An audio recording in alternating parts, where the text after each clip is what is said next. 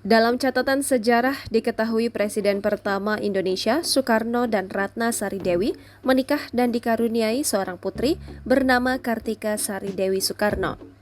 Kartika Sari Dewi Soekarno memiliki seorang putra yang kini sudah beranjak dewasa, Frederick Kiran. Kini beranjak dewasa, cucu Presiden Soekarno itu pun jadi idola banyak kaum hawa. Tak sedikit netizen memuji paras tampan Frederick Kiran yang berdarah Jepang Belanda tersebut.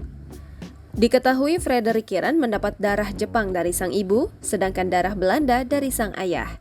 Frederick Kiran akan segera menginjak usia 17 tahun. Ia akan merayakan ulang tahunnya pada 24 Agustus mendatang. Penampilannya kini tampak lebih dewasa dan makin tampan. Frederick Kiran kerap menghabiskan momen bersama ibu dan neneknya.